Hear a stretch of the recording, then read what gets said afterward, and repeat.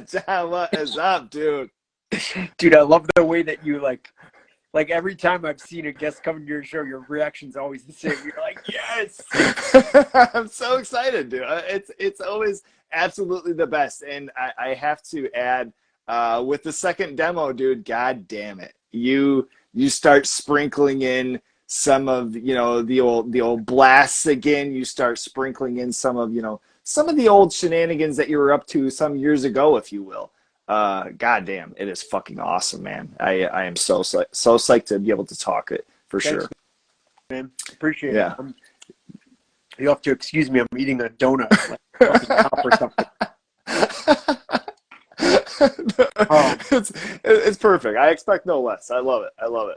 That's awesome. I mean, and something I appreciate about tonight too is the fact that we're just kind of jumping right into shit. We're not talking kind of things of how we got into things. It excites me to kind of change it up a little bit, and we're jumping right into some newer shit. And within demo 2 just comes out in May, and I guess maybe even to start this off, the cover art from Aaron. Where can we go with this? What can you tell us about this? I can tell you some stuff about it. So I fucked with the image a little bit, but originally it was a photo that Aaron took in Japan of like a bunch of people like all going down this like staircase. I guess it's like a popular spot for photos because it's like this like staircase in front of some really busy building in Japan where there's always like a shit ton of like business people coming out of it basically at all times. That's the idea I have of it. But yeah, I just like thought this picture was really creepy, so I just like cropped some of it out and fucked with it a little bit, and there you go. If you look really closely, you could see that it's like a Japanese lady with like some other people around her, but it's kind of like this weird like ghostly effect that was in the photo that Eros took. So, dude, there you have it. I thought it looked pretty brutal. And, I mean, it looks so sick, and too, like kind of how we had mentioned before, with like whether it be Nachos or some of your stuff, and kind of you kind of have fun with going online and just kind of going through, like first page brutal photos, and it's like how do we fuck with this and kind of have fun with that. But this was something, was this just from Aaron's work? Was this something that you had seen like through his page, or? So I like had actually hit him up asking him like, hey, like, do you have any like cool images that you've taken lately? Just because Aaron and I are like we've been best friends since like high school. He's like one of my top 6. I had 6 groomsmen in my wedding, and I always say I've got like a top 6 basically. So, but yeah, like, yeah, I just like hit him up and asked him if he had anything. And like he gave me like a folder of a bunch of like recent photos that he took. I actually used another one for the LSOH Records logo. Okay, yeah. It was like a weird like image of like some, I don't know what it was. It was like it couldn't have been a real person. Otherwise he'd be like, he might have murdered somebody or something. But I think it was like a mannequin or something with like a prisoner with like a burlap sack over their head or something. It was some photo he took at like a museum or some shit. I don't know. Shit. Okay, that dude's wow. always up to like so much. I have no idea where he took it. I'm just making shit up.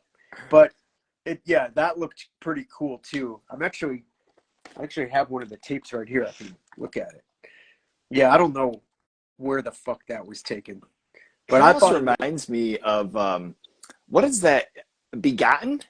Are you familiar with that? Like it was, it's probably on YouTube now, but that was kind of like one of those like extreme like shock, like gross films. Yeah, I think that almost reminds me of something from that. It's like isn't that considered like one of like the most morbid like scariest movies of all time or something?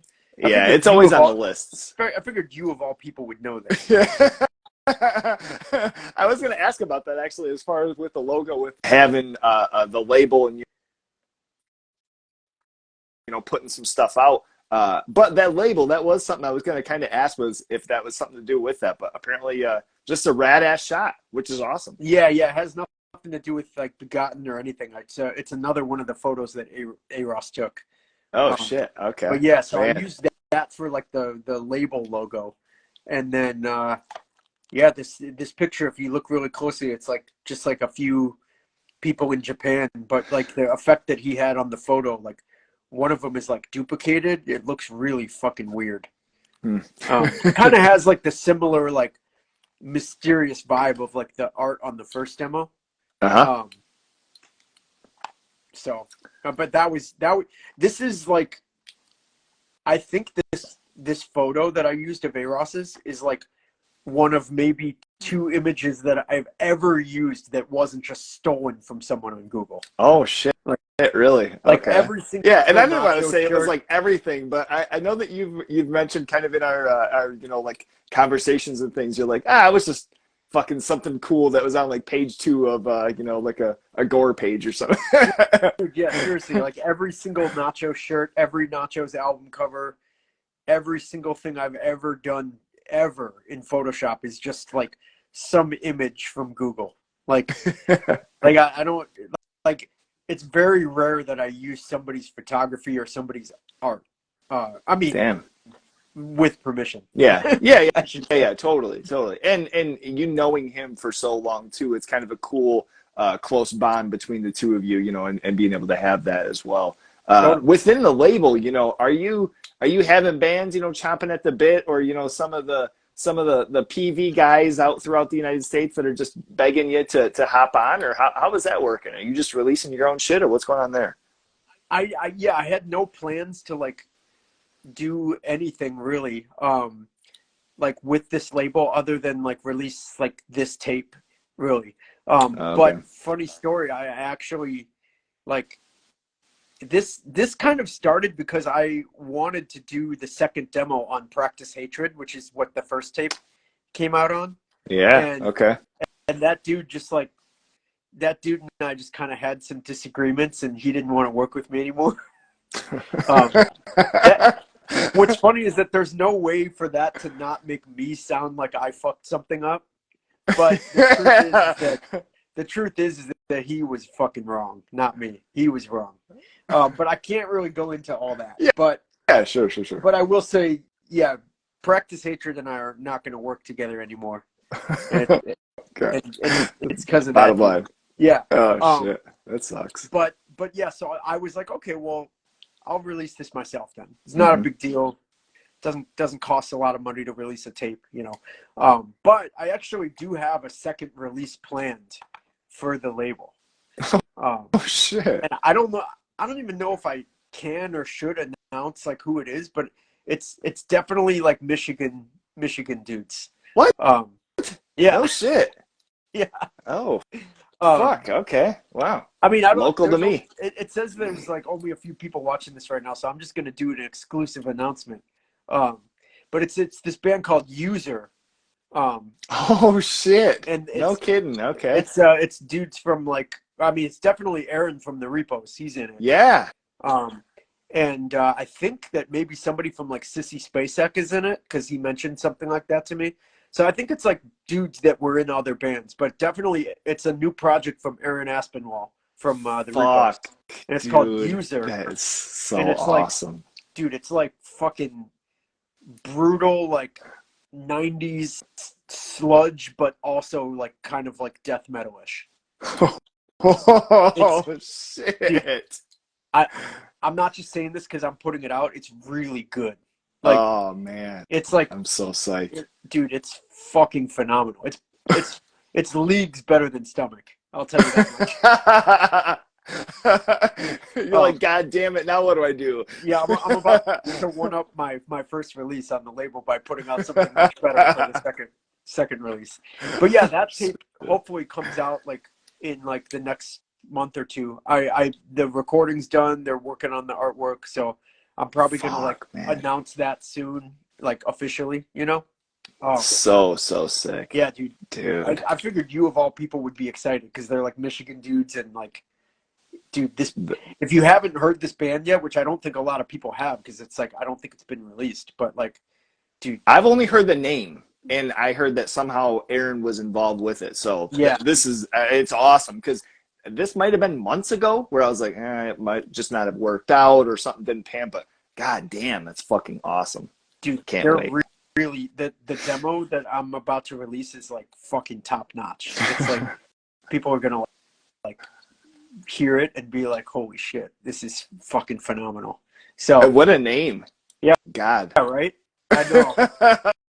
It sounds like something that like one of the Filthy. I Hate God dudes would think up. Yeah. Um, So simple. I mean, and even, kind of in the lines of like stomach, like when you initially think of that, like think of the term of it, but then you kind of go like a little bit further into it. Like I especially appreciate that when something doesn't have to be 8 words long, for a title to be something exquisite or cool, and just kind of give the imagination to that. That's gnarly, man. yeah, That is so I was sick. initially when I was thinking of I was gonna call the band like "And You May Know Us by the Trail of the Dead," but then I found out that was already a band, so then I decided to name it Stomach instead. So, I feel like I remember you saying something about that. What was it with that title? I'm trying to think of what the fuck that's from. no, it's an actual. I'm surprised you like it. That's just a band. Like, "And You May Know Us by the Trail of the Dead." You never heard of them?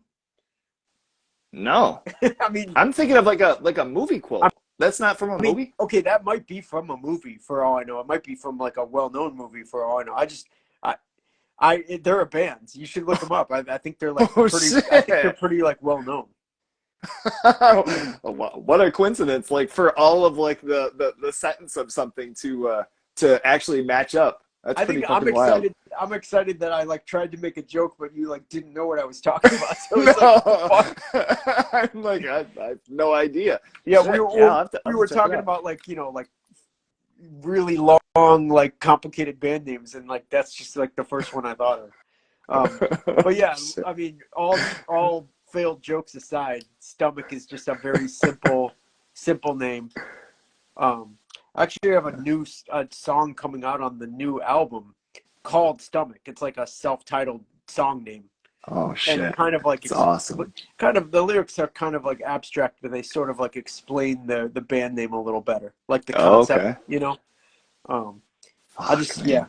I think when it comes to stomach, like as a word, like I think of like having to kind of like swallow this world sort of, and like basically if you think of stomach as like a verb and not a noun, Mhm. it's like, oh, stomach as a verb, like, oh, I can't stomach this, Yeah, like sure. I think it's like a kind of like a good metaphor for like just like all the shit that we need to absorb in this fucking life.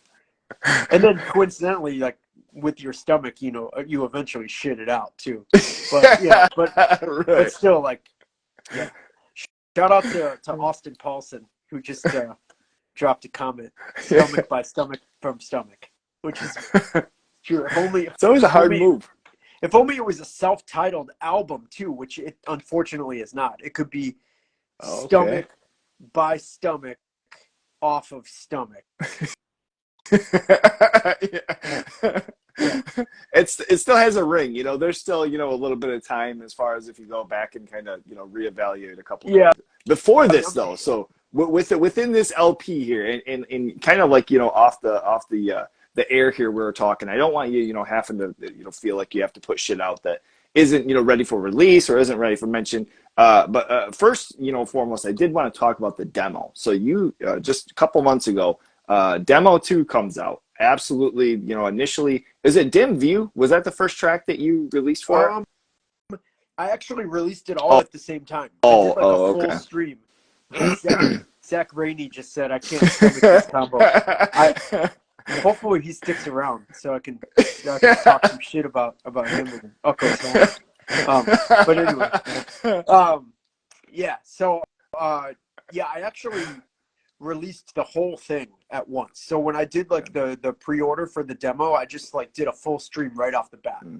Um, just because with this demo, actually with the first demo too, but like um the Practice Hatred dude kind of like wanted me to do like just like a preview track instead of drop the whole thing. So But with this demo, since I'm the one releasing it, it's like I can do whatever the fuck I want, you know. So Totally.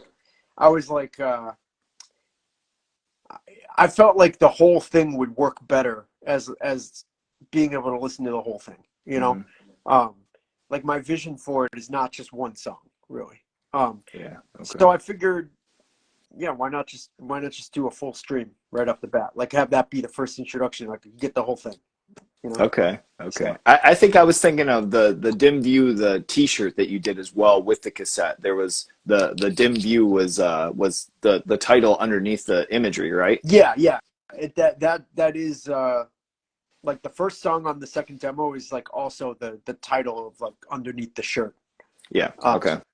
Okay. yeah, And so within, if we can a little bit, and I'm one too, as far as to appreciate, kind of the mystique and mystery behind something and not having to put full, out there. But some of these tracks, especially, kind of just with personals and things, with Childless, that was, something where I am listening to, I'm reading through, absolutely ripping 30 fucking what 35, 36 seconds, like yeah, just very short song.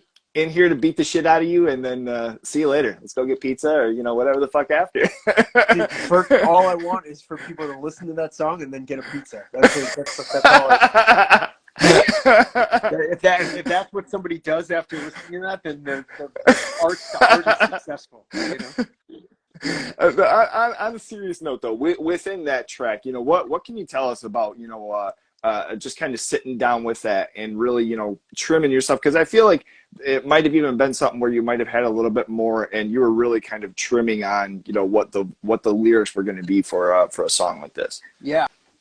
Well, first of all, that song specifically, like for some reason, is like the hit off the demo. Like everybody It's that's talked to me about the demo is like, that's fucking the track. awesome. Like that's the fucking track. Mm-hmm. So I'm happy. I actually ripped that entire second riff off of Full of Hell. I just stole it straight from. If you if you listen to Pile of Dead Horses, the first song on their first album, it's Yeah. like there's like a bunch of noise and like a blast beat at the beginning, and then it goes into this like crust punk riff. And it's like the hardest fucking circle pit riff that's ever. It just pumps me up, and I was like, yeah, I need to just steal this. Like I'm thinking like, okay, like I've got an idea to just like have this be the part that I use, and it just be basically the same thing. So I asked Dylan's permission, and he was like, sure, no problem. Oh shit! No way. Yeah, he was like, yeah, Like, well, reach we're out and everything. friends. So he was like, yeah, of course. Why do you even need to ask? And I'm like, honestly, I wasn't going to ask, but I thought, like, if for some reason you ever hear this, or if Spencer Hazard hears it, because he's the one that fucking wrote the riff, I'm thinking, like, yeah, I should at least give him a heads up. like I'm not really asking permission. I'm more so just, like, telling him I'm going to do it, Yeah, kind of like a heads up, like a high five to somebody, like, hey, this was sick. And when you listen to, because I know what song you're talking about, it's not, like anything where if I listen, side by side, I'd be like, oh, that fucking rascal. Yeah. But Now, all these songs are so distorted that it's like you might not even be able to tell, but like it is verbatim the riff. Like I didn't change it or anything. I just stole it. So I mean, it's literally it's 1 0 2 1 1 0 2 1. That's it. It's one of the hardest fast riffs that I think I've ever heard, though. Man. Shout out to Spencer. Yeah, for sure. Yeah, so this song is actually about a friend of mine who passed away a few years ago. And I kind of like wrote it like from the perspective of like family, like who lost him in a way. I know that's pretty deep. Might sound like morbid, but it's actually just like a personal song that I wrote about a friend of mine who passed away. Damn.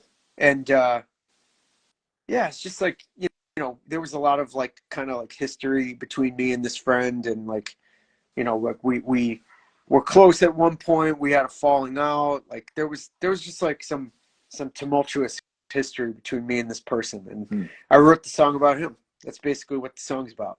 But it's not like it's not like a hateful song. Like you would think like, oh, every Stomach song is like super pissed and violent and hateful, but like that's cool because like not everyone's gonna know that song's about him. So if they take that away from it, then all the more good, you know. Yeah, But shit. the real truth behind it is that it's not like a hateful song. It's just kind of like it's like a sad kind of tribute to a Yeah. friend.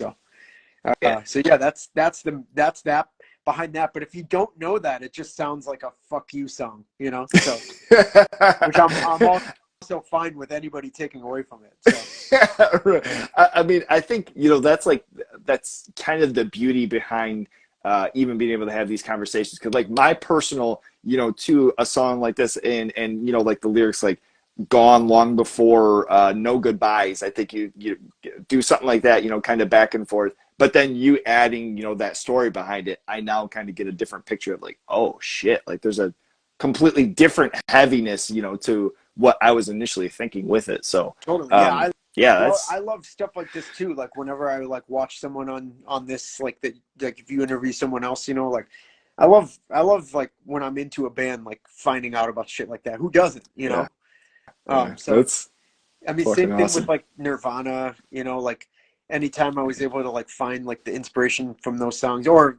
Kurt Cobain was just high all the time. There's Yeah, no fucking meaning behind any of his lyrics really, but there was some songs of theirs were explained at one point, and it's always very interesting. yeah, yeah, and it's so cool too. And I guess I've even mentioned before to some different people within the opportunity of doing these interviews was the fact of like that we have the opportunity to put something out, kind of like you said, you losing a friend and you being able to have that opportunity to kind of spill that out in your own way. And I think it's something that maybe not necessarily taken for granted, but like us as musicians being able to have that kind of funnel to be able to push that into, like, it's pretty fucking sick. And then especially being able to go back and listen to it and remember that memory of whatever it is that's going on. uh that's awesome. Dude, Went it's great. the only way I stay sane. Having like this Touche. like playground to Yeah. like release any energy that I have in the form of art. Like Hmm. it's like an endless world of possibility. Like Yeah.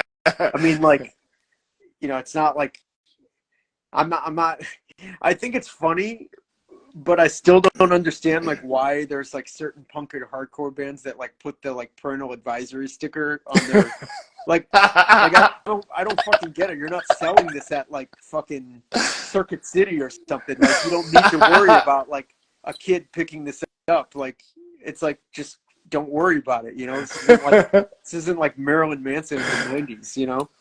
But Oh like man, where I I've was never going thought of where I that. was going with that is like I just whatever I have to put out there. It's like there's no limits. It can be as extreme as you want. It can be like as fucked up as you want. Like Mhm. that's the world that you get to express that in. I can't go to work and be like, "Fuck all you motherfuckers," but I can Much do as you that. might want to. I mean, I'll probably do it. I'll probably do it on Monday, honestly. But like, yeah, you can't do that in real life, but you can do it in like the world of music and art, and it's like, who the fuck's gonna say something about it? Like, Yeah, I mean, and this being this band, kind of being like a different endeavor as far as you kind of mentioning like the playground of it. Where do you find yourself as far as the second demo with going in and tracking and drums and guitar and bass and recording all of this shit? Like this is all like your first time kind of having everything encapsulated into like your baby, right?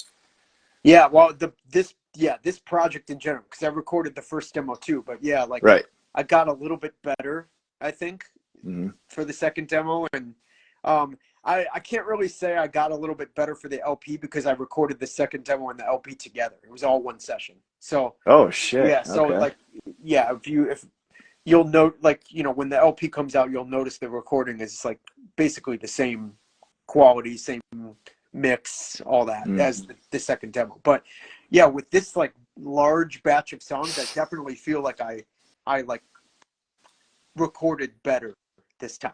Like than I did the first demo. I don't even know why it sounds like anything. I can't believe that it sounds like anything because, man, I didn't know what the fuck I was doing at all. Like it's a miracle that it's even listenable. I mean, like, what is the process? Like, where are you starting as far as, I guess, and we kind of talked about this like last time too, but as far as you kind of going into this transition and having almost a sequel, if you will, where are you finding yourself, recently? Are you having, drum parts or guitars or lyrics? Like, have you had a little bit of a change in that process at all? Um, no, it's all pretty much the same.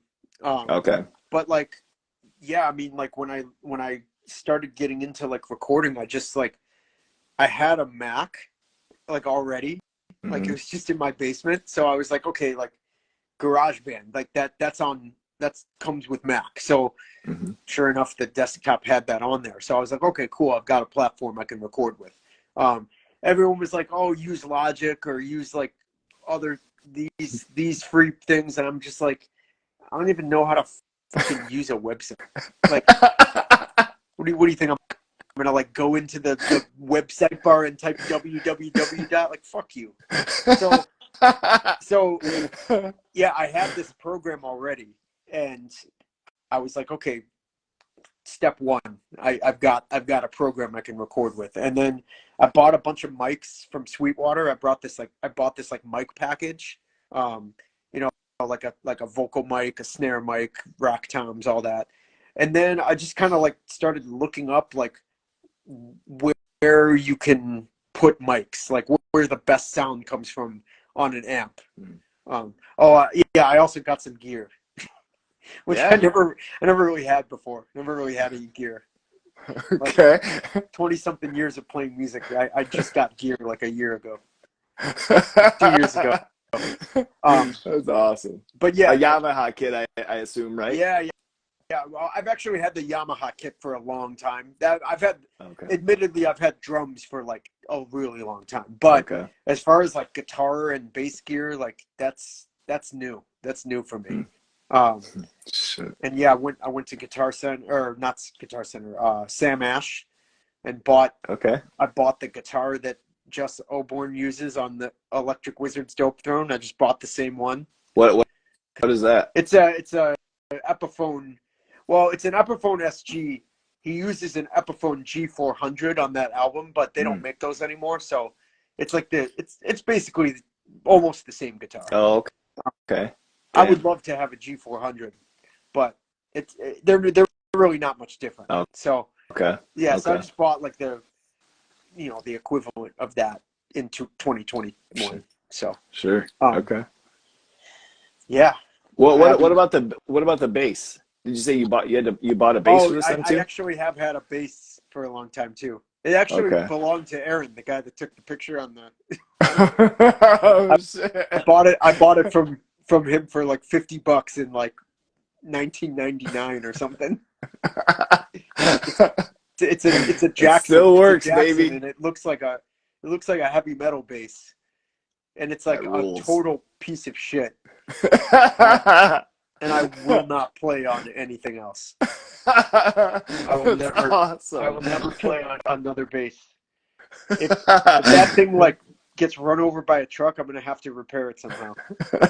Oh shit. That's I mean, so within do you do these songs in succession? Did you record, certain ones and kind of go back and mess with how you're going to do the layout as far as you have, dim view starts the demo, you are absolutely beating the shit. I have to say too, it's really weird actually, now that I'm thinking back to this song. When it's initially starting, I don't know if anybody's ever mentioned this or maybe this is just where my brain goes, but I feel like I'm in like the land of Midsummer. Have you ever seen that movie? I haven't. What's the other one?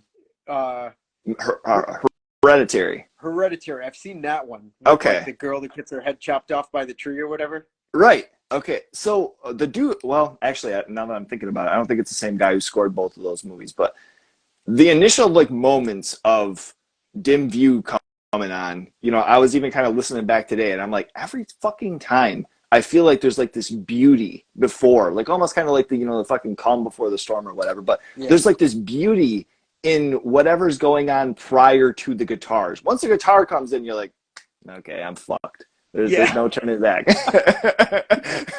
that's it. This is That's going it. downhill. Where's a razor blade? I need to like get my fucking wrists into the bathtub real quick. So, um, but yeah, dude. but as far as the I mean, layout of this, it's just like a lot of layered feedback. Um, honestly, like I'm glad that you got that from it because that's interesting that you would find that like that kind of vibe, you know? Because like, yeah, I mean, it's just basically like noise. It's just like a ton of like. I went down to my basement and it just for the entire day recorded like nothing but feedback, and that's oh kind of really? yeah, that's kind of what that is. My wife afterwards was like, "What the fuck have you been doing all day?" It's like all you're doing is just letting your guitar like make this horrible. And I was like, "Yeah, that's right." Oh shit! But she was like, she seriously, I took a break for lunch, and she was just like, "What the fuck are you doing down there? Like, are you gonna play a song?" And I was just like, "Not today." Oh man, it's like almost kind of like that would be like a fun day where you're just not getting along, and it's like, you know what? I have some fucking some background sound that I have to really record, and I'm gonna do that today, and just go down and fucking do that the whole day. Dude, That's a how ironically enough, perfect. like if my wife and I are like at odds with each other, I go down there and we start recording like we're getting divorced. That like there's no way that my marriage would survive that. That's Oh if my wife man. and I are not getting along, I basically have to just like kind of be available and like whatever is needed, I need to be there. You got to know the line. I mean that's a good thing to know, especially after over some time too. You got to know where that line is of like, okay, I am pushing it too far. This is not going to end And well. and you know what? It's like it doesn't even matter if you feel like you're right or wrong. You just have to understand the dynamic of making a marriage work. Yeah, You yeah, could be like you could be in your head, you could be like, she's wrong. She's so fucking wrong. But if you want your marriage to live to see the following week, yeah. you just have to Yeah. do something to make it right. Like, I somehow it's turned into me like going and scooping the cat litter. I'm like, how the fuck does this make amends of anything? Like, this is fucking awful. This is stupid. Now I'm getting tortured for some shit that doesn't even make. We're getting off topic, but no, dude, this I is a do love where good that's topic. going. Dude, this is like a Chris Rock comedy special kind of. I actually like talking Fucking about this ridiculous. stuff more than I like talking about music. Like, if I can just like talk about like marriage with like another husband that's been through the same shit, you know? It's Man, like, I mean, like, obviously we love our wives, you know, but it's like, dude, there's like a science to making a marriage work, like for real. absolutely, absolutely. I mean, where do you find as far as I guess even touching on that a little bit, like within music, is that something to where like she has always been cool with that as far as like on the road and with having a family and with little ones and all that? Has that dynamic kind of changed where some things once you get home you have to maybe let her go and have a couple of weekends of going and having some fun, or how does that work as far as the dynamic for you guys? It's interesting you ask that because in the entire like 4.5 years that my daughter has been here, um, I have not taken a trip once to go play music. And Oh, oh really? I'm actually going out in a week to play some shows with Spine. Oh shit, Um, that's in a week. yeah, it's Damn. next Okay. weekend. And The East Coast, right? that'll be the first time I've ever been away from my daughter for like more than a day. The only time I've ever been away from my daughter for a day was when my wife and I spent the night in a hotel room after a wedding once, just once. Actually, it wasn't even a wedding; it was my brother's bachelor party, um, and like we all met up afterwards, like the like my brother's fiance's friends and like my brother and I like and all our friends like we kind of just like met up like both parties, you know, and then we Okay. stayed in the hotel, and that was like that's the only time I've ever been away from my daughter for like more than like 15 hours ever.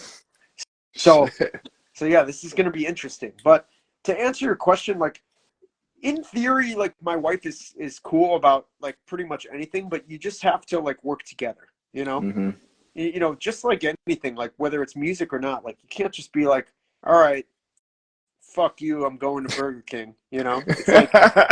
It's like, you know, like it kind of is like a thing where it's like everything is at least partly a discussion, you know? Sure. Um, you know, it's not like you're like chained to the floor or anything, but it's like if you're watching a kid together, you gotta be courteous and respectful, you know? Yeah, yeah, absolutely. And I think there's even something too, kind of to say, and something that there's been different people, over the years of different bands and situations, but it's always been something where I've always kind of had it in the back of my mind where like, hey, I go and I might have a couple of days of doing shows, or might have like practice or some shit. That all counts as like time with the boys, even though so every once in a while you act like it's fucking work. It's like, oh God, I'm tired and I'm sweating, and it's like you're fucking kicking it. Like it's a good time, you know what I'm saying? But like, for her to mention like, hey, I'm going out for a weekend with the girls, like, sick.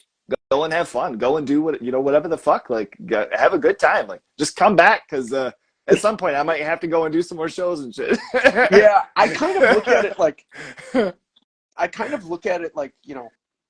whatever she wants to do is cool with me, Yeah. because I mean that just makes it so if I do have something I want to do or need to do, it's like just earn some more points, like, but like, yeah, I mean, I think that to be honest, like I've stepped back a lot from that stuff Mhm. just because I I know myself, and it's just better for me to prioritize my daughter. You Mhm. know, that's not to say that you can't be like an amazing dad and like be on the road. Like I'm not judging anybody. Mhm. I'm just saying for me personally, like I mean, I literally quit Spine when Grace was born because I was just like, you know what? I don't know anything about this being a dad thing. I'm gonna I'm going to get rid of some stuff right now. I'm gonna clear away the slate because I really, really just want this to be my focus. And I'll be honest with you, I'm kind of like still in that mode even 4 years later. Sure. Sure. Like Stomach has played like 2 shows so far, but like, yeah, I haven't made like music my priority beyond just what I'm able to do around here. You know, Mhm. and that could change.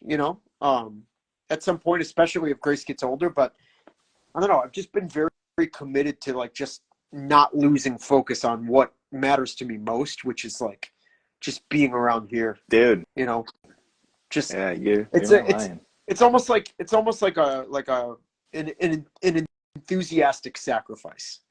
Like it was never like, ah, shit, like I can't do Spine anymore. This sucks. It was more like I literally had to call up Antonio. I was like, hey man, like I'm gonna be leaving the band.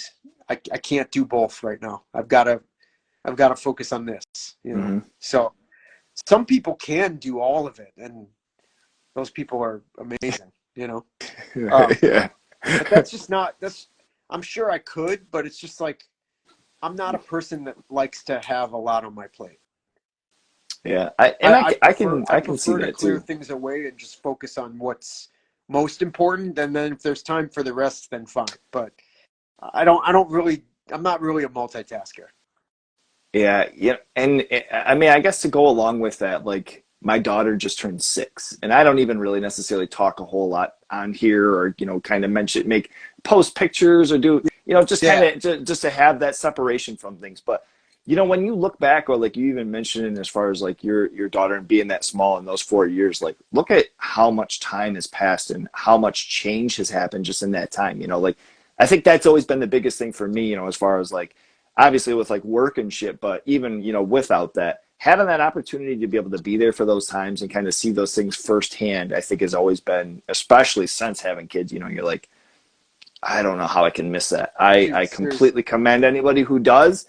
And different people have different situations, and that's the absolute the way that you have or have had for a long time. But um, having some little motherfucker that just plopped out and is in my hands, and like all of a sudden like I am fully responsible for this thing, it's a pretty overwhelming feeling of like, how do I do anything else? Dude, And that's just me seriously, personally. spoken like a prodigy. I totally agree. I mean, like, again, like kind of like what you're saying, what I said before, like it has nothing to do with my opinion on what anyone else does. You Mm-hmm. know, some, like I said, some people are like, have jobs that they need to be out of town a lot. Some people do music like so much and then come home and like that's amazing. Whatever, like that has nothing to do with my thought process here. I'm just saying for me strictly, like Yeah. with my daughter, it's like at least in these years right now, like I'm still in the mode like I don't want to miss a thing. Mm-hmm. It's like that shitty ass Aerosmith song. Yeah. Um, like, just as you said that, that fucking chorus dude, came to my mind. I hated the way it sounded. I hated the way it sounded when I said that because I immediately thought of that terrible fucking song. Wasn't it I in like absolutely felt it. Armageddon or something? Yes. Oh man, Yeah. if only I had a fucking animal cracker, I would have. No, I absolutely I absolutely felt that. But it was just for whatever reason, like maybe even the cadence of how you said it, I was like, man, I haven't heard that song in a long time. Dude, if I ever have to listen to that song again, my daughter's not going to have a father. Oh shit! I will throw myself in Oh my front of a god! semi before I hear that song again. Okay, so I mean, even touching on that, so from earlier on, and you having different aspects of within Nachos, and some extreme points where you have over the years you've had things where somebody brings up like, hey, where were you at when you were writing this, or this was kind of dark, like where was this? Since having a daughter and having heavy shit like this, where does that inspiration kind of transpire from, like maybe earlier on to where now you're like, maybe I don't want to write this down, or maybe I don't want to have this recorded, where some little bastard's going to listen to this in a couple of years and ask what this means. Dude, that's a really good question. All right, so let me put it this way. What's done is done with Nachos, right? That's can't go That's back there. and erase the past. Like we have a Yep. literal album cover with like a decapitated head on the front. Like that's already done. Like I can't de-shelve that. So Right. And you um shouldn't. yeah, no, of course not. I think that like it's not the first thing I'm gonna show Grace when I'm like, hey, this is what Dad did during his 20s. Mm-hmm. It's not the first thing I'm gonna show her, but eventually I want her to be old enough to understand like that there's like all kinds of art out there, and it's not always pretty. And like the way that people express themselves, like you have you have to be ready for the good, the bad, and the ugly. Mm-hmm. Like Yeah. there's morbid movies. The problem I think is that like people who are raised on just positive art and that's it, no doubt they're probably happier people. But are they like as fun? Are they as interesting? Are they as realistic? No, fuck them. Mm-hmm. They don't understand what is out there. Yeah. So I don't want to flood my daughter with like negativity. Mm-hmm. I'm not gonna like discourage her from listening to like Taylor Swift so I can put on like Blood for Blood for her. It's not really about that for me. Like I don't want to like make her be into the stuff that I'm into. But Sure. I definitely want to like expose her to just a world of like various things, Mm. if that makes sense. So Yeah. when it comes to my own art, I feel like I'm in a really, really balanced place with like the imagery and the lyrics that I'm putting out there with Stomach, because it's like it's not so angsty that it's like, oh man, this is like horrible. It's not like I'm not writing songs that are so obviously about like taking a machine gun and like blowing apart a whole fucking room of people. Like that was back then. you know I mean, some of my Been songs there. some of my songs might still be about that. I'm not gonna lie, but like, but it's not like you don't read the lyrics and think like, oh my God, this is so graphic. Mhm. You know, it's more like it's dark. You know, it's dark, it's abstract, it's in my opinion more creative. You know, it's like if you can get more out of it, I think. You know, and not have to be like shocked or offended by it. It's more like Yeah. I feel like I'm at a place where I don't need to do that anymore. I've already done that. You know. Yeah. So yeah, it's not going to be like the first thing that I show Grace, like the Unforgivable album cover, but at some point I would hope that she would be like 14 and see that and be like, yeah, that's a sick album cover, as Yeah. as opposed to being afraid of it.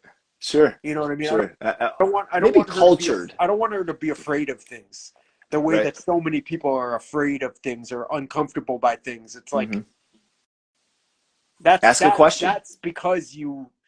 that's because nobody ever normalized it. Yeah.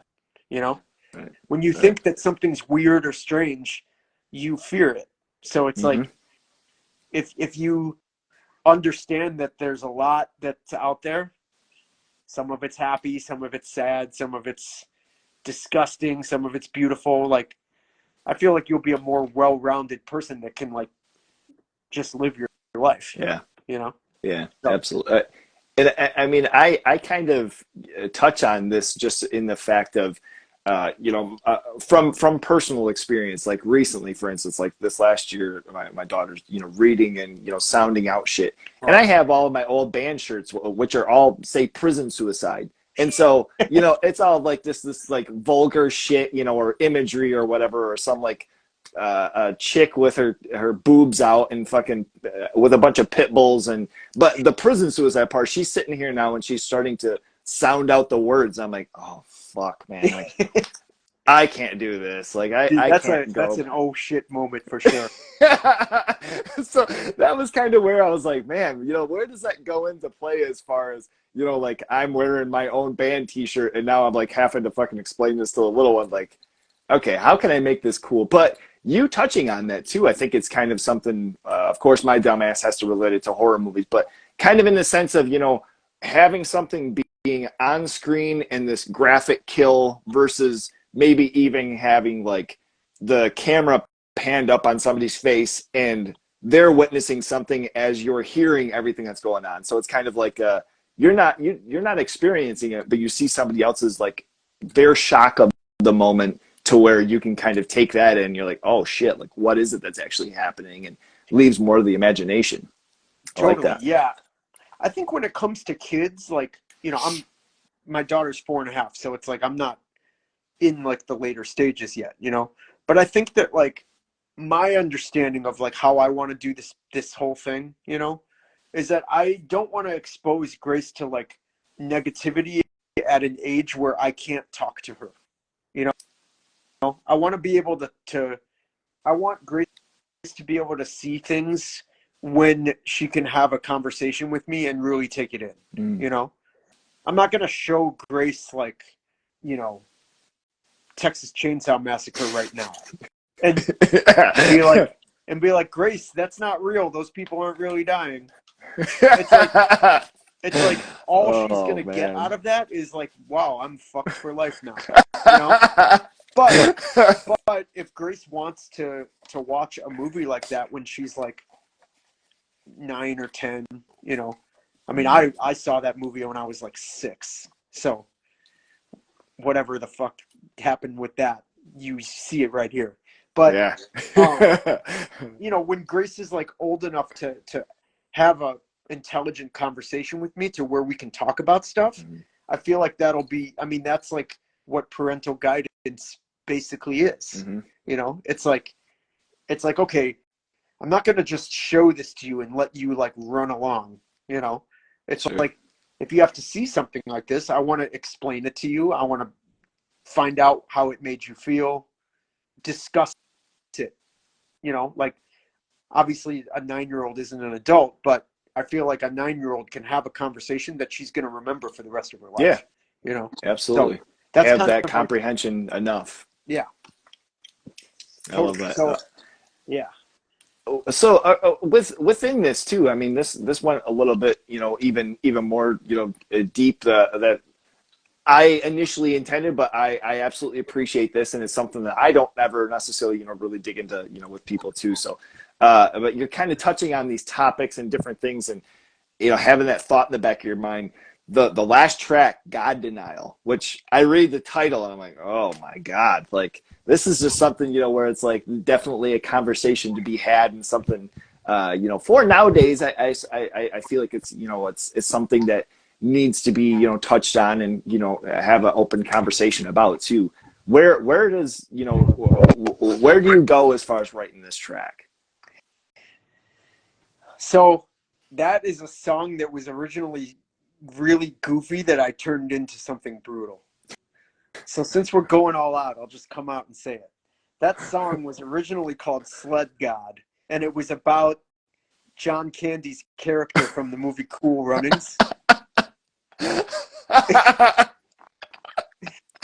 Wow. It was originally about John Candy's character from Cool Runnings, where he's like the retired like bobsled Oh coach yeah. that like got kicked out of the Olympics for like being like he like cheated or something. Uh-huh. But like prior to that, he was like a fucking like prodigy. He like trained the best. He was like the best, And so I initially wrote that song loosely about that character and like this concept of like someone being like a god, but like having like a fall from grace. One of the lines from the song is fall from grace, Mm-hmm.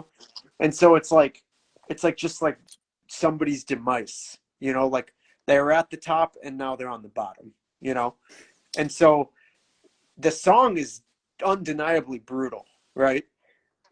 But I wrote it about the concept of like a fallen hero, basically. And Oh, so okay. God Denial, while it might seem like the song is about like, pissing on Christianity, which it could be, that's fine. Um, but that song is actually not about religion. It's more about like having to like basically deny someone of their God status that they once Mm. had. So Oh shit. yeah, if you look at the That's so when fucking sick, man.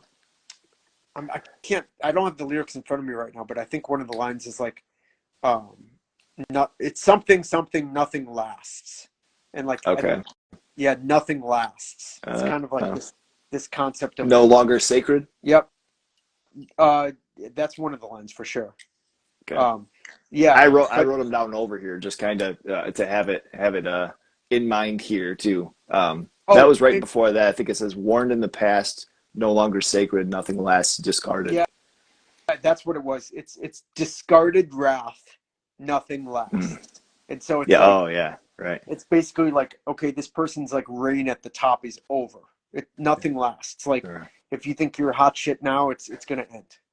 So it's like kind of like that Yeah. that whole concept. It's kind of like a bleak start. Like I said, it started out silly, but the concept was always kind of bleak and brutal. So Dove right in. yeah, Yeah, I mean, the writing that you always have, man. I mean, even from this first stomach, like, I, I have a genuine hard time sometimes with trying to like fit in these fucking conversations in an hour, just because, especially like when I got to have you on the first time, I'm like doing rewrites on top of rewrites because I want to ask about this. I'm like, oh fuck, but then we got this. This aspect of the writing that you've always had, man, has always been absolutely just like a top notch sprinkle on top of everything else. Within may it be the aggressiveness, the heaviness, brutality that's come with Stomach.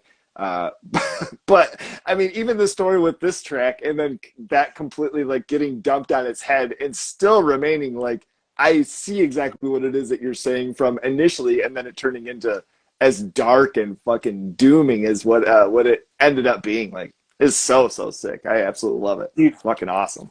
really the entire band is a tribute to Cool Runnings. Like honestly, uh, Oh my I really do God. I really do love that movie though. I It's been a long fucking time since I've seen it, and I remember loving it then. you've got kids. You probably have Disney Plus, right? Yeah. Is it? Oh, it's on there. I didn't even Yeah, dude. fucking think about that. Watch it. Brother, we're busy watching Heavyweights. Tell me about Heavyweights. Love that movie, Fuck. dude. Uh, Ben Stiller's like when he's like running at oh the end, man. he's like doing the stretches, you know. That's a really really funny movie. I love that movie. Oh, dude, there are, I mean, endless amounts of times that there's just quotes being tossed out from that movie. We fucking love that. I'm gonna have to pull up Cool Runnings. I didn't realize that was on Disney Plus. It's fucking Yeah, awesome. yeah, dude, watch it. I love it. I still love it.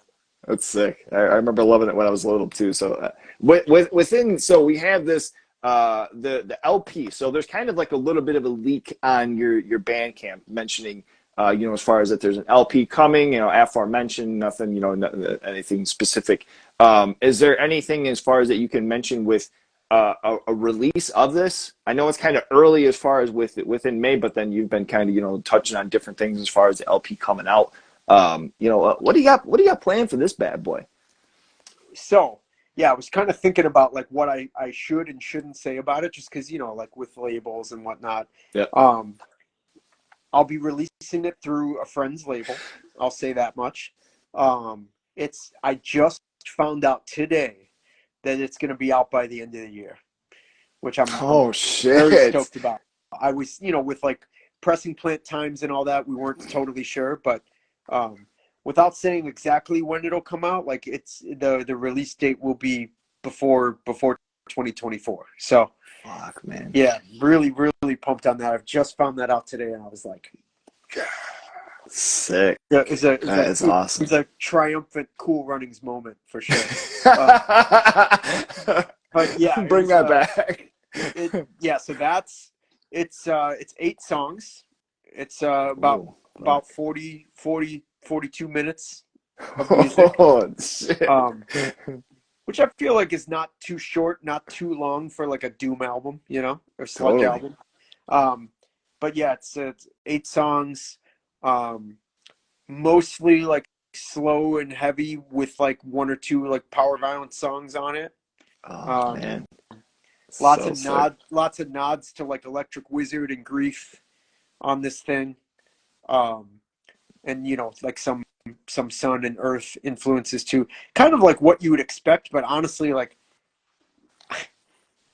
this sounds corny as fuck, and I'm gonna say it anyways. But I don't know if people are ready for this record, dude. It's like Oh shit. I'm like really really excited about it. I think it's like by far and away like the best statement that the band will have made so far. So yeah, I mean, off the second demo, like that was the aspect where obviously within the first and, having, the aspect of like this being a Doom project, this being sludge, this being a 15-minute fucking track, and it's going to beat you into the ground. Like, I love that. And I love, the dynamic. It was, with the second demo done, and you having a couple of the elements of, not even necessarily to say the power violence, but just the faster, kind of juxtaposition to everything else. Man, yeah. that's so sick. And hearing that with the LP too, that's I can't wait. That's gonna be fucking awesome. The second track on the second demo, like the first of the fast songs, Oh kind man, of like really, there's no way that you can possibly expect it. yeah. No, 'Cause no. you're sitting there like bored to death with this 8-minute fucking Sun ripoff, It's like who's gonna think that all of a sudden it's gonna be like like a fucking Weekend Nachos song or something. But yeah, I definitely, when I was thinking about this band, I was kind of like thinking about how that band Gas Chamber. I don't know. I actually just picked up on Grief Oh, recently after nice, seeing some of the shit that you were putting up. That shit is dude. ripping. Gas Chamber. Grief is like, well, okay. Let me just specify, like, Gas Chamber sounds nothing like Grief, but Okay. Grief is like God tier. Like, I talk about Grief to like almost like a pretentious level. Like people might be like, oh, this dude just really wants people to think he loves Grief or something. But like, I just like I can't stop talking about Grief ever. They've been my favorite band for like 2 decades. Like, Okay. Um, I fucking love them. But yeah, Gas Chamber is this band of Buffalo dudes who, like, a lot of them, maybe all of them, were in this power violence band before that called Running for Cover, who was Okay. like a fucking amazing like fastcore band. Um, but Gas Chamber is this really weird band that kind of has like elements of like power violence at times, like some noise, like they're just like a band that like you can't really define what they are, and they kind of can play anything, you know. Oh shit. Okay. Yeah, and they're like an interesting band. Some of their stuff I think sucks, honestly, but some of their stuff I like. But I kind of like was thinking about that band when I started Stomach, and I was thinking like, okay, like who says that I have to be like a sludge or a power violence band? Like Mm-hmm. if it's all the same like level of darkness, like I can do fast songs, you know. Mm-hmm. I can switch between like sludge and power violence. Like to me, like when I think of like the '90s, I think of like Spaz and Grief, and it's like I feel like all of those bands are like all blend together for me, whether it's fast or slow, you know. I mean, like Spaz doing a split with Floor on Bovine Records, like that's like those two bands don't sound anything alike, but that split works, you It's know. the best.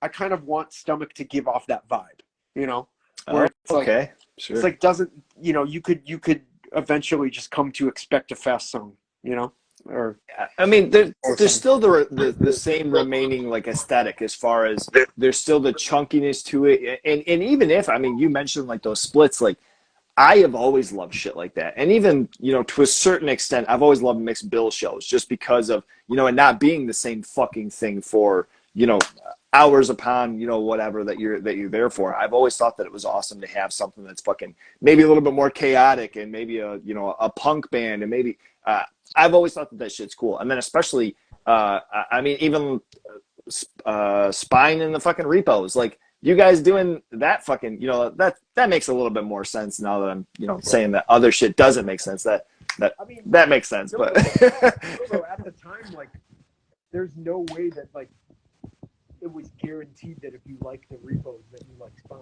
or vice yeah, versa. right. Spine had like a totally different crowd than like what you normally associate with like a fast youth attack band, you know, Mm-hmm. Mm-hmm. and vice versa. So, the joining of Spine and the Repos on that split, like, definitely without a doubt made sense.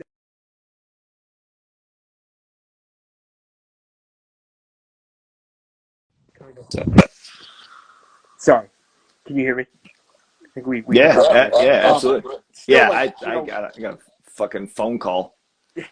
even though the split works and it makes sense, like it still at the time was like kind of like a joining of two approaches, Yeah, like two different parts of like a scene that like kind of all appreciates the same thing, you know. yeah, yeah, So, absolutely. but That's yeah, I mean, sick. like, I just, long story short, like when I think of like brutality, I think it could be either fast or slow. So, Fuck yeah. Let, you know, let it be. Shit. let it be. I feel like that's always something too with, there's certain bands where like I will love, a thrash band, that goes kind of, front to back and it's just fucking neck breaking or, whatever, however you want to explain. But then you have like kind of a different appreciation for those albums that have the ebbs and flows, where it's fast where it needs to be fast. There's certain moments where maybe it slows down a little bit, but that might, accentuate the whole fucking aspect that, comes right after. Uh, and you mentioned, especially with like this second demo where going, through this initial track and experiencing this and I've had to sit with both of these, initially in my car and just kind of fucking sit and hang out for, the duration so I can kind of hear and have everything kind of going with it. And it's jarring hearing the first time, having that fucking second track come out. All right, I was not fucking expecting that. totally. And that's like another reason why I wanted to, like, when I released the full stream, I wanted to have it all, because it's like, let's say I just released Dim View, you know? Well, I mean, to be honest, like, I wouldn't blame somebody if they were like, oh, that's what this is all like. It's all just 8 minutes with no drums. Like, pass, you know. Somebody might not be into that, you know. You just like somebody that was really into like the sludge.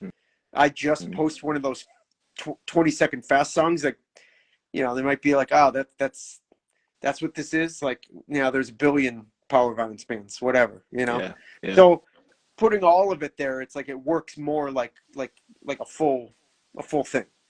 You know, it's like you get the scope of the release. I usually, when I do releases, it's not like I just have like a few new songs and I need to get them out there. It's more like I'm writing the whole thing as like a piece. Mm-hmm. You know, like there's different songs obviously, but like I conceptualize each release before it gets finalized. You know, Sure, sure. it's not like, oh, like I've got 8 new songs, time to release another album. It's more like, oh no, I wrote 8 songs because this is the album. Yeah. You know, so.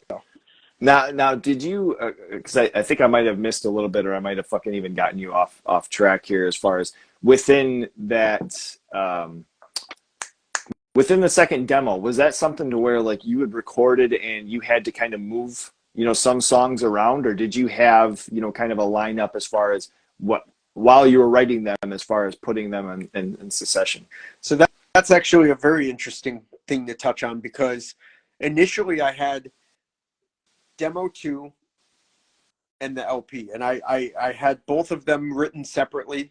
And then, you know, I just kind of wanted to record them all at once just because I figured that would be easier for me. It ended up being a fucking nightmare. but oh shit. Just saw a comment from Brendan from Detroit. Yeah. Miss you too, man. Hope your family's well as well. Yeah, initially that was the plans. So I ended up recording all these songs, but I ended up being like, yo, this is not how I wanted this to work at all. Like, this group of songs is not going to work. It just like in my head, I was like, no, this is not right. So actually, like, I think one or two of the songs from demo 2 was originally going to be on the LP. There was a few. Oh, really? God Denial was originally called one of the song titles that is on the LP now, and literally the lyrics I changed. Like, I took those lyrics and added them to different music. The whole thing was like this second quest in The Legend of Zelda, where everything's all fucked up. You know, it's like I literally like jumbled up a bunch of stuff to create what is there now. So, oh shit, yeah, this ended up being like a really weird process. Now, was this all like one big writing process then? As far did you have like all of these tracks? So I wrote demo 2, and then I wrote the LP, and I recorded all of it, but it ended up it ended up all getting mixed up because it wasn't working the way I wanted it to. So the way I wrote demo 2 is not how demo 2 ended up. Oh shit. Weird. Yeah. Okay. Yeah, it's kind of contrary to what I had just said prior, where I was like, you know, I conceptualize all these reasons. That's still true, but it ended up not sticking this time. So, yeah. I think there's always something too, you know, where like you have like kind of like you were mentioning as far as having your own release and having it being something where it's like you don't have the pressure of like, oh fuck, I have to line these up and I have to get this out because there's, you know, that date. I feel like there's, you know, like there's obviously you have to appreciate, you know, a label or somebody putting some shit out or whatever. But, you know, being able to have that time and patience with something and being able to, I feel like these lyrics actually work better with the fucking tone of whatever this track is. Like that's, you know, that helps out a lot for sure. It does. And it's like, it's nerve wracking, but also at the end of the day, you're like, okay, anyone fucking talks shit about this record, I'm gonna kill them because I fucking I put a lot of thought into this. You know? I mean, if somebody gives it a bad review, I'm just gonna ignore it. But at the same time, I'm thinking like, if you fucking say some shit about this, like being lazy or like not good, like I'm gonna fucking want to kill you because that's straight not fucking true. Yeah, yeah, this is an interesting process to work these two releases. I'm really excited that they're like not coming out super far apart, but also like far apart enough to where it's like you can distinguish the two. Yeah, and, Like and that's the demo other two thing is too was definitely I was not. like, What's go that? ahead, go ahead. Oh, I was just demo gonna two mention is that was. definitely not this album. It's like it's a Mhm. totally different release, but the process to like divide the two up was not what I expected it to be. Oh shit. Yeah. Okay. Yeah, I thought it was just interesting where, you would had the first release and then the second release, I was like, oh, well, maybe this will be like a LP, or maybe that was kind of like like a promotional aspect of like, hey, this is the full fucking, and then I thought it was cool that you had like another demo coming out where it was kind of like another like additional like taste of like, hey, this is going to be a even more element to it. So and especially for like this project being as new, essentially as what it is, having the shit that you've had fucking whipped up, like that's does it are there particular times that are more comfortable for you to be able to have this time off to the side, or do you have to? I mean, like, I don't think there's nap times anymore, right? Like that's not happening. Dude, I can't even begin to describe to you how grueling it is to find time to do this. Like it is so fucking brutal. Like I will have like a recording session planned for weeks and have it not fucking happen. Like no joke, and it'll be because like Relatable. maybe Grace got sick, or maybe like my wife had something come up, or maybe like we talked about earlier, maybe my wife and I are not getting along that day, and it's like, well, there's no fucking way I'm going and disappearing for 5 hours now. It's like, Yeah, right. but it's yeah, there's very little. It if I played like with direct input, like if I went DI like right into the computer, I could solve this whole problem because it wouldn't be noisy. What fun I is could that go I could go though? I could go down there at 3 a.m. and record my guitar parts, but I'm never gonna dude, I love the idea of miking up an amp. You Absolutely. know?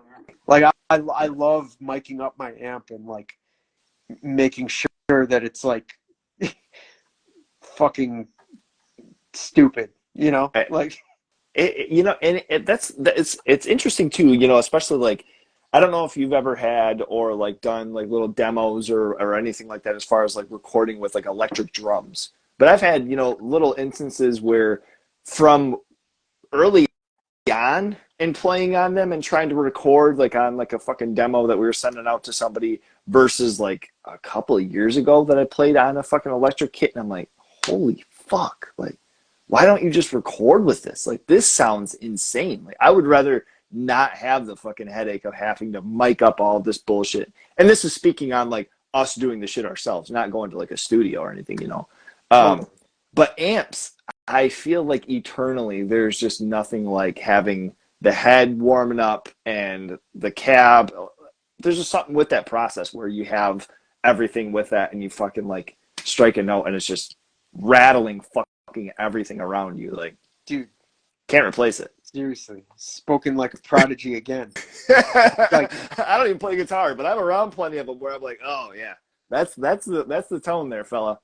dude, I will like go down there and know that like the neighbors might be able to hear this, or like my wife is upstairs being like, "What the fuck is he doing?" And I'm like down there, and I'm like, "What the fuck am I doing? This is like this is like loud and sounds like absolute garbage." It's like, and it's like, dude, there's no sweeter feeling than like than having like your shitty ass amp and your shitty guitar and like having it sound like fucking total shit. like there's a true satisfaction to having just like noise coming out of your amp. It's almost like how you see like a woodworker and they have like that fucking that birdhouse or something finally in their hand. They're like, it's been a good day. I feel like that's kind of comparable to what you're Dude, mentioning there. any nerd that like loves his craft can Yeah, relate. yeah, Like yeah, I'm not absolutely. gonna I'm not gonna go direct input into the computer because like part of the thing that's like fun and exciting for me is like, I mean, I liked learning how to mic up an amp, like Hmm. I liked The like process. doing the research to find out like where should you put the mic to get like the best representation of like what's coming out of the amp, Hmm. because I tried a few different things and some of it I was like I don't know what I did wrong, Yeah. but now I got that spot like on the amp and it's pretty sweet. It's And a, mind you, I also like am still very not very knowledgeable about this stuff. It's like this is what I've learned so far, dude. you know. Sounds great. Yeah.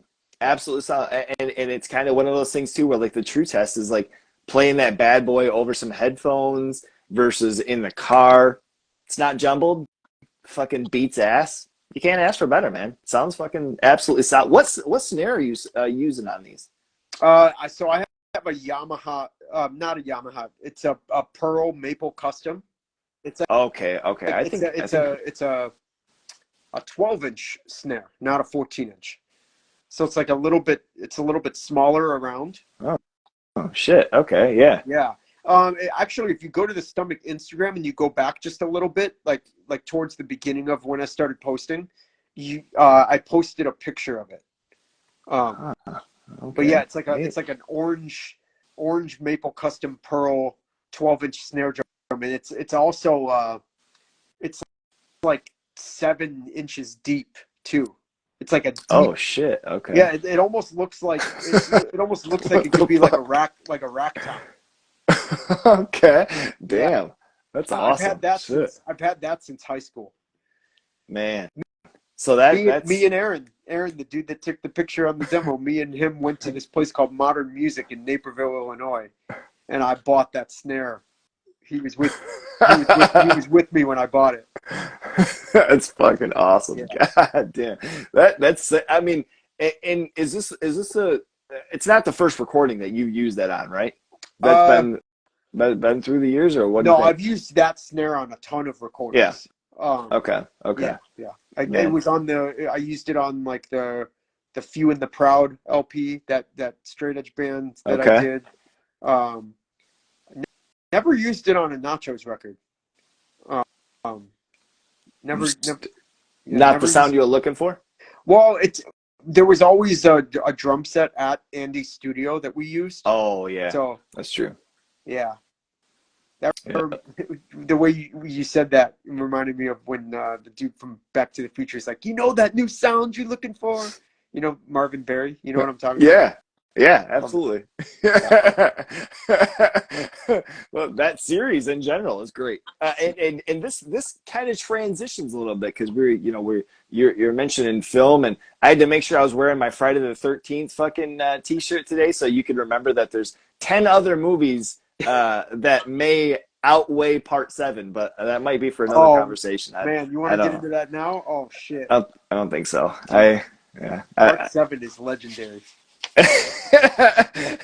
I actually like had this whole fucking the New Blood like poster. I'll have to send it to you later, but I had this whole like flyer thing that was going to be absolutely fucking stupid, and I was like, this is probably going to be a That's little bit too much. But sounds beautiful. anyway, so you have kind of touched on a little bit as far as doing some sort of writing in the horror world. May it be stories or a short novel. What can you tell me about this? So I've been working on like short stories for a while now, and I just finished like I've written 6 of them now, and I God want damn. to put them. I want to release like a book of short stories. So maybe like 100 120 pages ish, like in the form of almost like a novel, but like a collection of short stories. And that yeah, they're definitely in like the horror kind of like thriller variety. Um, I would kind of say it's like sort of got like a almost like an X Files vibe to it. Like each one of these stories kind of feels like an X Files or Twilight Zone episode, sort of. Mm, And yeah, shit. it's very Stephen King inspired. I will say that. Um, Damn. yeah, Okay. I'm very like I don't have like a complex like influence list of writers. but I really, really like Stephen King a lot. There's a few others that I read sometimes, but um, yeah, I've just been working on writing for the past few years, and yeah, Dude, I'm looking for like kind of like speaking to like one or two like publishers right now, like just small press companies. Like I'm not sure if it's gonna happen or if I might end up releasing it myself. Like I'm still kind of figuring that out. mm, But like whatever, if it comes out, it's not gonna be like a big deal. It'll just be like kind of like, available to like friends and whatnot. Um, fuck, it's always been it's awesome. it's always been my dream to be like an established writer. Like when I think Oh, about like, really? somebody like, John Green or Stephen King's, like them having like that job, that's Hmm. like my dream job. I It would I would throw away music to do it it completely. seems like reaching for just the furthest fucking star in the sky too. Yeah. Like I've always tried to wrap my mind around somebody just being a writer for a profession. Like I've got to go and work, and for 6 hours they just are writing. Like that has always been so insane and inspirational. Just as far as off the side and kind of having fun doing that, Yeah. has Well, see, what's always weird seemed so about this is far. like when it comes to like having a record and like wanting a label to put it out, it's like I feel like I have like decades now of experience, like either Hmm. releasing it myself and knowing exactly what to do, or like hitting up a label and being like, hey, you're interested in doing this, or like Hmm. knowing like which friends of mine like might be willing to put something out. It's like, or like even like when we got relapse to do some nacho stuff. It's like Hmm. I feel like I have so much experience in the world of music where it's like I'm not really ever worried about like whether I'll be able to get my music out there. But with Hmm. this, I'm like back to square one. I don't know a fucking thing. That's got to be Like exhilarating though, having that. I mean, that's got to be a little bit of the push of doing something like that out of that familiar zone. it is, but it's also kind of discouraging just because like I mean like I think like the writing world it just seems arguably way more competitive than the music world. Like it seems like Okay. everybody's probably trying to get published, you Hmm. know? Whereas like Yeah, yeah, I that's mean true. maybe this is just ignorance on my part, like because I do have that experience, but like to me it's like not hard to like release music, you Hmm. know? And that might sound kind of shitty to somebody that might be like, oh shit, like speak for No one yourself, will listen to you my know? shit. Yeah. Like, like speak for yourself. I don't know like how to get my music out. Like, I don't know. But like for me, that's simple now. Hmm. You know? But yeah, with writing, it's like I never wanted to be like a musician that was on a label or like famous or anything like that, but it would be my dream to be like a famous author. Like Oh, that would shit. be like a dream, like that's like a dream I've had since I was a kid. So really I just have to like one way or another I just have to release this book and go from there. Like I'm not expecting it to be like a big deal. I just need to do it. Yeah. So No, and it's funny too because I've had a couple of buddies. Um, I have a friend of mine who's from Indonesia, and we talk constantly. And he had written a book.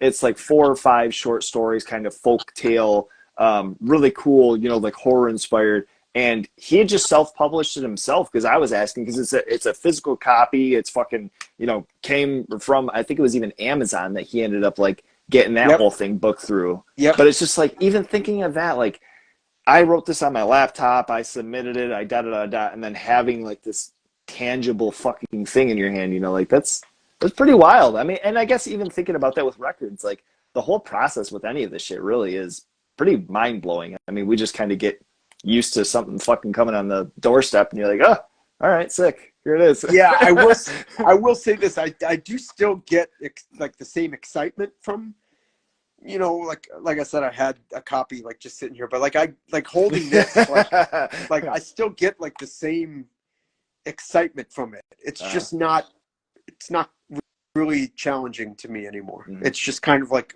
I know this world, I know what I'm doing. That's that. But I do still get the same drive and excitement and love for like just releasing music. And like when the tapes arrived, I was just like, man, this is amazing. Like it's no less satisfying than it was 20 years ago when I like Yeah. released my first record. So, So sick. but yeah, Yeah. when I have a book in my hands, that's going to be a whole other like milestone for me. I've dreamed of releasing a book since I was like a child. So I feel like I'm kind of like the closest I've ever been to doing it. Oh shit. We just Okay. have, I we mean, just have to within make sure we just have to make sure I don't fucking die before it comes out. So my name has to be penned on this. yeah, I mean, hopefully, if that were to happen, like somebody in my family or friends would just like make sure it got released still, so it could like posthumously like be released for the deceased author. But Jesus. I would like to. I would I mean, like to see it though.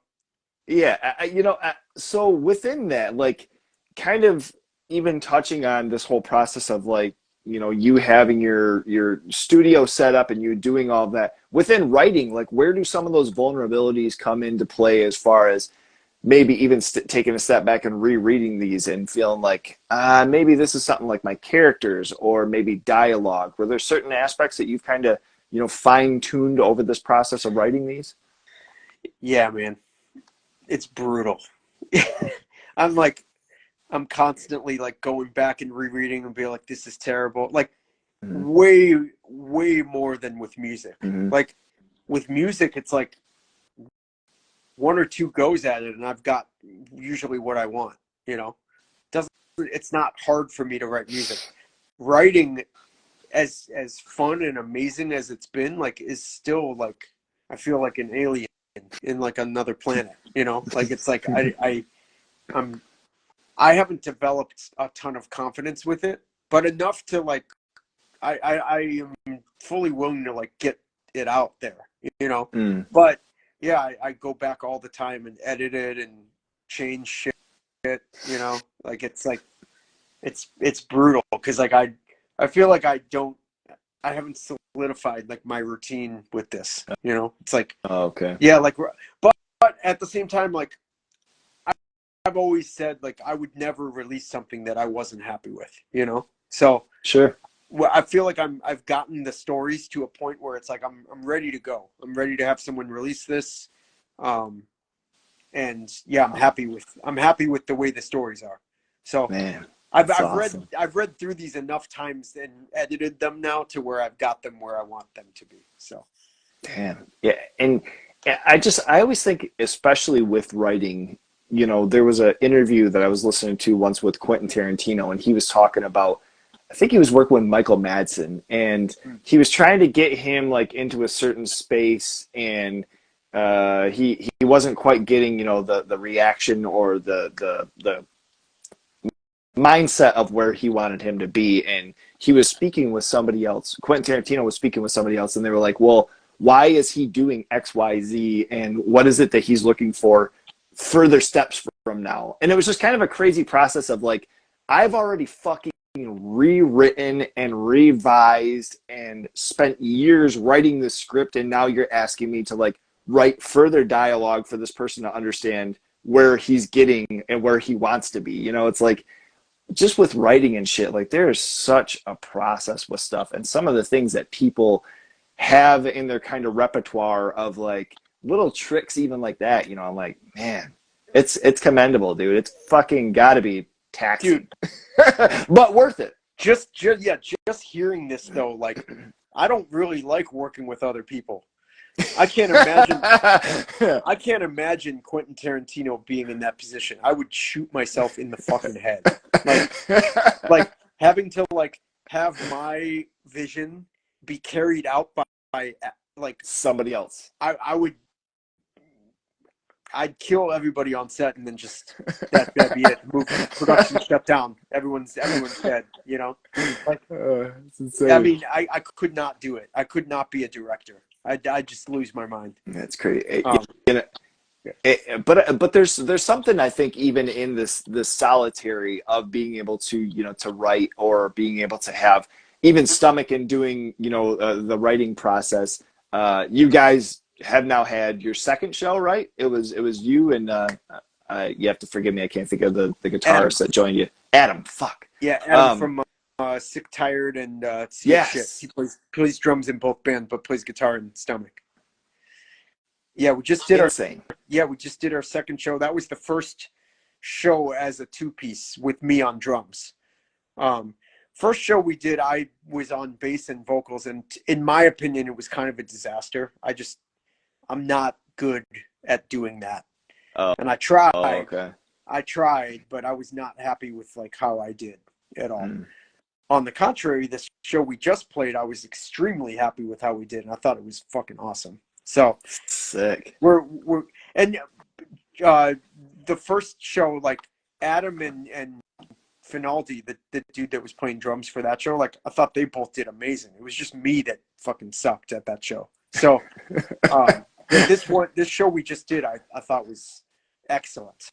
I'm so awesome. So pumped that we were able to pull it off. So yeah, man, I didn't mean to make a hard transition from writing and in the stories and everything to it. Just came to mind as far as having the shows too, and even myself being a drummer, the one thing that has never like clicked. I should say the two things. The one thing that doesn't click is fucking blast beats. Still to this day, damn near 20 years of fucking playing, I'm just not. It doesn't make sense to me. The second thing though, dude, I singing suck, and playing. I suck at blasting. I suck at blasting. John, please, let's cut this out, all right? I'm not going to leave this in here. We're not going to fucking do this, okay? Dude, it's not even a modest thing. Maybe you can listen to it and you don't see it, but I'm telling you, just trust me. I'm a fucking shitty blaster. Like, dude, when I play a blast, it's like I said, maybe you can't tell, but in my head, I'm like, man, I suck at drums. Like, this sucks. Anyway, go on. The other thing you were saying before I cut you off. So playing and singing, that's an aspect, that remains insane to me. You're using the diaphragm, you're using, the stomach, not to fucking toss some puns into it, but along with playing drums and along with doing different things, how is that? And has that been something that you've done numerous times over the years? I had never practiced it before until the show. I had just been like air drumming and like trying to like see if it. Well, actually, that's a lie. Shit. That's a lie. We did practice once with like a mic and like I tried it out and it was fine. Okay. But yeah, the second time I ever did it was at the show and it went pretty well. I feel like it's a whole different thing. Like I can play drums and do vocals at the same time just fine. But dude, my abdomen hurt. And it was because I was like killing myself to get these vocals out. Like, and like the way I was like crouching forward to like sing, I feel like I did like an ab workout or some shit. My abs were sore for like 3 days after the show. With no positive results, like right. No beach body workout or anything like that. There was definitely no like satisfaction looking in the mirror or anything. But yeah, I got some type of like ab pain from it, and it was just because I was like leaning a certain way to like leaning into the mic. Never had that happen before because I'd never done it. I mean, and there's always been like a severity to your vocals too. I don't even know if maybe that's necessarily the right word or the right term that I should be using, but there's always been something, to where like it sounds like you're using every bit of anything that you can, fucking tossing it out there. But then whenever these two demos have come out, especially, I'm like, oh man, there's like almost a little bit more of like a guttural to it. It's gotten a little bit deeper. Even talking to fucking Antonio about this new record that Spine just put out, I'm like, brother, the fucking lower vocals, god damn, he sounds like a demon from The Exorcist. Yeah, absolutely. He sounds like a demon that's like giving birth. like if you had a baby coming out of your like, but you were also a demon. Like I feel like that would be the sound of the scream. When I first heard Vacío, I swear I was like hearing sound bits from like The Exorcist or something. Like whenever you have like a possession movie and the spirit is like speaking in Spanish, that was fucking what was happening. And I was like, oh my, or Italian, anything from like a foreign. I think it was just the effect of like the attack of the foreign language to my ear, but then the tone that he had on this thing. Fuck Yeah, that. it sounds it sounds vicious. It's like and because it's in Spanish too, like the first thing I thought of when I heard it was like Los Crudos. Not because Oh yeah. not just because it's Spanish, but Mm-hmm. like the songs on this Spine record are like just short punk songs. Mm-hmm. You know, like which is kind of like the vibe that Crudos gives off. It's like there's no breakdowns. It's just like two shitty riffs and the song's over, you know? Yeah. And In it's and like out. and like that's what made Crudos awesome because it was just pure rage. Mm-hmm. And like that's like because I was thinking like, okay, do I want to compare this new Spine record to Crudos just because he's singing in Spanish? Like, no, obviously. But But it the really energy. genuinely gives me like almost like a Crudos on steroids type of Uh vibe huh. to it. You Uh know? huh. Fuck yeah. Like I love that. Harm's Way covering Los Crudos is what Spine sounds like, basically. Um God damn. I'm down for it. I'm here to hear it. Shit. And you know that record I honestly is that's I mean it's a great interpretation and especially you mentioning them and another fella you know on the drums that I just shake my head to Ebro. It's another fucking goddamn it moment you know where I'm watching somebody I'm like I'm not gonna try anymore. Dude, I'm done doing I this. love like old videos of Ebro drumming in like Crudos and Bronson, you know? Um Unreal. I I even like can picture like his like red I think it's a Pearl set. Mm-hmm. It's just like the set that you always see him playing in all those Yep. videos, you know? Yeah. Yeah, Cool as fuck, man. Ebro's a legendary figure to me. Yeah, for sure, for sure. I think it's just it's cool as far as for all the kind of goofy, silly shit that's going on in music, you know, nowadays, and for you know for some of the stories that come out, and for you know drama or whatever. It's so refreshing to have fucking fresh, good, heavy shit, and just for the sake of you know not it having to be something. And I absolutely you know, I have stomach in that category for sure, and it's awesome. I mean, it's great to be able to have this opportunity and hear more about this shit, and an LP that I'm super fucking psyched for too, dude. Can't Yeah, wait. dude. Thanks for letting me go into it. It's kind of it's super fun to like because I don't know like how many other times I'll like go into like specific things like this, you know, like so if anybody ever asks me something, it could easily be about like a different track or like something else, you know. So Mm-hmm. yeah, it's definitely fun like being able to tell you that one of the songs is based on a character from Cool Runnings. So sick. I'm very very excited about that. It's gonna be it's that track in particular, but you know even just newer things and kind of having your own interpretation and then hearing something to be like, oh wow, okay, I never fucking put those pieces together, but that's awesome. I that's the beauty behind all of this is hearing these things too. So yeah, thank you. You started out, you're like, God denial. Like, what's that about? And I'm like, well, actually, like you Can't think it's wait. about like impaling somebody with like a crucifix or some shit, but it's like, no, it's about John Candy. Well, there's something too, like in the lyrics where it felt like it was almost like a huge figure. I wasn't necessarily kind of taking it as it was something. Uh, I mean, by the title, you might think religious, but when you're looking into the lyrics, I wasn't taking it necessarily into that to where it felt like it was something you know big that was in a collapse or it was in the process of you know maybe from afar seeing you know its prime that's no longer there. So yeah, I Totally. mean, Yeah, I mean absolutely that's fucking radical. nail on the head. That's what it's about. It's like Yeah. this idea of like somebody not being what they were, you know? They had their time, but it's over. It crumbled. Dude, this has been absolutely fucking awesome, John. I have to let you go, unfortunately, because my phone's about to die. I'm at 2%. I want to be able to save this so I don't fucking lose this. Oh yeah. Thank you so much, man. I am happy to have you at any point, and I'm actually going to. So I'm not going to give that away yet, but we're going to have some fucking fun here in October. This is going to be sick, man. Can't Can't wait. wait, dude. Thanks again. Yeah. Take care, man. Have a good night. See you, dude. See ya. It's so lo-fi, lo-fi, a whole guy, yeah. Lo-fi horror guy has been recorded in front of a live studio audience.